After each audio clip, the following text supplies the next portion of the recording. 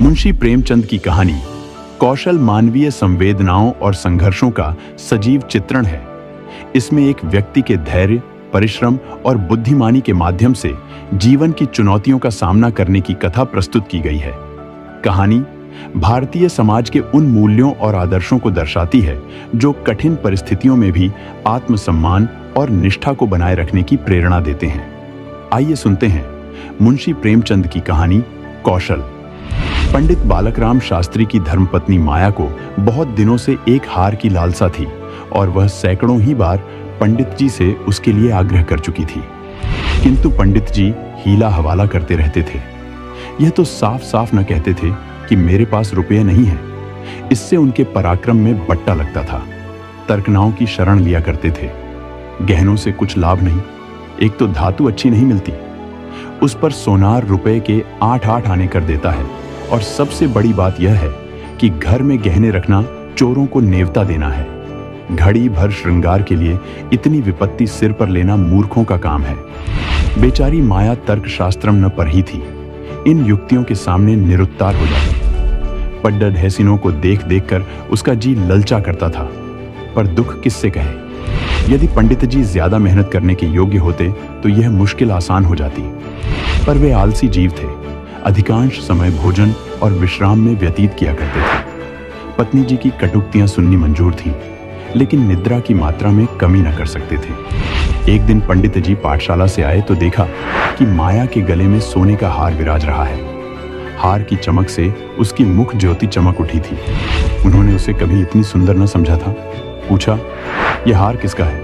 माया बोली, पड़ोस में जो बाबूजी रहते हैं उनकी स्त्री का है। आज उनसे मिलने गई थी, ये हार देखा, बहुत पसंद आया, तुम्हें दिखाने के लिए पहनकर चली आई। बस ऐसा ही एक हार मुझे बनवा दो। पंडित दूसरे की चीज नाहक मांग लाई, कहीं चोरी हो जाए तो हार तो बनवाना ही पड़े, ऊपर से बदनामी भी हो। माया, मैं तो ऐसा ही हार लूंगा, 20 तोले का है। पंडित फिर वही जिद। माया, जब सभी पहनती हैं तो मैं ही क्यों ना पहनूं? पंडित, सब कुएं में गिर पड़े तो तुम भी कुएं में गिर पड़ोगी। सोचो तो, इस वक्त इस हार के बनवाने में 600 रुपए लगेंगे। अगर 1 रुपया प्रति सैकड़ा भी ब्याज रख लिया जाए तो 5 वर्ष में 600 रुपया के लगभग 1000 रुपया हो जाएंगे। लेकिन 5 वर्ष में तुम्हारा हार मुश्किल से 300 रुपया का रह जाएगा। इतना बड़ा नुकसान उठाकर हार पहनने से क्या सुख। यह हार वापस कर दो, भोजन करो और आराम से पड़ी रहो। यह कहते हुए पंडित जी बाहर चले गए। रात को एकाएक माया ने शोर मचाकर कहा, चोर चोर, हाय घर में चोर, मुझे घसीटे लिए जाते हैं। पंडित जी हकबका कर उठे और बोले, कहां कहां? दौड़ो दौड़ो। माया, मेरी कोठरी में गया है, मैंने उसकी परछाई देखी। पंडित, लालटेन लाओ, जरा मेरी लकड़ी उठा लेना। माया, मुझसे तुम्हारे डर के उठा नहीं जाता। कई आदमी बाहर से बोले, कहां हैं पंडित जी, कोई सेंध पड़ी है क्या? माया, नहीं नहीं, खपरेल पर से उतरे हैं। मेरी नींद खुली तो कोई मेरे ऊपर झुका हुआ था। हाय राम, यह तो हार ही ले गया। पहने पहने सो गई थी, मुए ने गले से निकाल लिया। हाय भगवान, पंडित तुमने हार उतार क्यों न दिया था? माया, मैं क्या जानती थी कि आज ही यह मुसीबत गिर पड़ने वाली है। हाय भगवान। पंडित, अब हाय हाय करने से क्या होगा? अपने कर्मों को रो। इसीलिए कहा करता था कि सब घड़ी बराबर नहीं आती, न जाने कब क्या हो जाए। अब आई समझ में मेरी बात। देखो, और कुछ तो नहीं ले गया। पड़ोसी लालटेन लिए आ पहुंचे। घर में कोना कोना देखा, करिया देखी, छत पर चढ़कर देखा, अगवाड़े पिछवाड़े देखा, शौच गृह में झांका, कहीं चोर का पता न था। एक पड़ोसी किसी जानकार आदमी का काम है, दूसरा पड्ड होसी, बिना घर के भेदिए के कभी चोरी होती नहीं। और कुछ तो नहीं ले गया? माया, और तो कुछ नहीं ले गया। बर्तन सब पड़े हुए हैं, संदूक भी बंद पड़े हुए हैं। निगोड़े को ले ही जाना था तो मेरी चीजें ले जाता, पराई चीज ठहरी। भगवान, उन्हें कौन मुंह दिखाऊंगी? पंडित, अब गहने का मजा मिल गया ना? माया, हाय भगवान, ये अपजस बता था। पंडित, कितना समझा के हार गया, तुम न मानी न मानी। बात की बात में 600 रुपया निकल गए। अब देखूं भगवान कैसे लाज रखते हैं। माया, अभागे मेरे घर का एक एक तिनका चुन ले जाते तो मुझे इतना दुख न होता। अभी बेचारी ने नया ही बनवाया था। पंडित, खूब मालूम है, 20 तोले का था। माया, 20 ही तोले का तो कहती थी।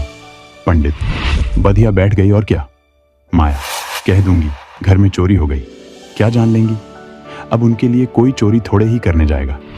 पंडित, तुम्हारे घर से चीज गई, तुम्हें देनी पड़ेगी, उन्हें इससे क्या प्रयोजन कि चोर ले गया या तुमने उठाकर रख लिया, बतियाएंगी ही नहीं। माया, तो इतने रुपए कहां से आएंगे। पंडित, कहीं ना कहीं से तो आएंगे ही, नहीं तो लाज कैसे रहेगी, मगर कि तुमने बड़ी भूल। माया, भगवान से मगनी की चीज भी न देखी गई, मुझे काल ने घेरा था, नहीं तो घड्डी भर गले में डाल लेने से ऐसा कौन सा बड्ढा सुख मिल गया, मैं हूं ही अभागिनी। पंडित, अब पछताने और अपने को कोसने से क्या फायदा, चुप होके बैठो, पड़ोसिन से कह देना, घबराओ नहीं, तुम्हारी चीज जब तक लौटा न देंगे तब तक हमें चैन ना आएगा। पंडित बालक राम को अब नित्य ही चिंता रहने लगी कि किसी तरह हार बने। यूं अगर टाट उलट देते तो कोई बात न थी, पड़ोसिन को संतोष ही करना पड़ता, ब्राह्मण से डांट कौन लेता। किंतु पंडित जी ब्राह्मणत्व के गौरव को इतने सस्ते दामों न बेचना चाहते थे। आलस्य छोड़कर धनोपार्जन में दत्तचित्त हो गए। 6 महीने तक उन्होंने दिन को दिन और रात को रात नहीं जाना। दोपहर को सोना छोड़ दिया, रात को भी बहुत देर तक जागते। पहले केवल एक पाठशाला में पढ़ाया करते थे, इसके सिवा वह ब्राह्मण के लिए खुले हुए 101 व्यवसायों में वह सभी को निंदनीय समझते थे। पर अब पाठशाला से आकर संध्या समय एक जगह भागवत की कथा कहने जाते, वहां से लौटकर 11-12 बजे रात तक जन्म कुंडलियां, वर्ष फल आदि बनाया करते। प्रातःकाल मंदिर में दुर्गा जी का पाठ करते।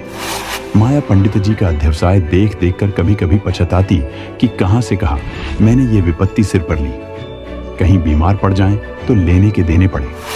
उनका शरीर क्षीण होते देखकर उसे अब यह चिंता व्यथित करने लगी। यहां तक कि 5 महीने गुजर गए।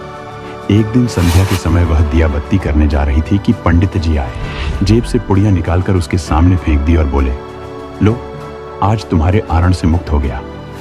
माया ने पुड़िया खोली तो उसमें सोने का हार था। उसकी चमक दमक, उसकी सुंदर बनावट देखकर उसके अंतस्तल में गुदगुदी सी होने लगी। मुख पर आनंद की आभा दौड़ गई। उसने कातर नेत्रों से देखकर पूछा, खुश होकर दे रहे हो या नाराज होकर। पंडित, इससे क्या मतलब, आरण तो चुकाना ही पड़ेगा, चाहे खुशी से या नाखुशी से। माया, यह आरण नहीं है। पंडित, और क्या है, बदला सही। माया, बदला भी नहीं है। पंडित, फिर क्या है। माया, तुम्हारी निशानी। पंडित, तो क्या आरण के लिए कोई दूसरा हार बनवाना पड़ेगा। माया, नहीं नहीं, वह हार चोरी नहीं गया था, मैंने झूठ मूठ शोर मचाया था। पंडित, सच। माया, हाँ सच कहती हूँ। पंडित, मेरी कसम। माया, तुम्हारे चरण छूकर कहती हूँ। पंडित, तो तुमने मुझसे कौशल किया था। माया, हाँ। पंडित, तुम्हें मालूम है तुम्हारे कौशल का मुझे क्या मूल्य देना पड़ा। माया, क्या 600 से ऊपर। पंडित, बहुत ऊपर। इसके लिए मुझे अपने आत्म स्वातंत्र्य को बलिदान करना पड़ा। फिर मिलते हैं मुंशी प्रेमचंद की किसी अन्य कहानी के साथ। धन्यवाद।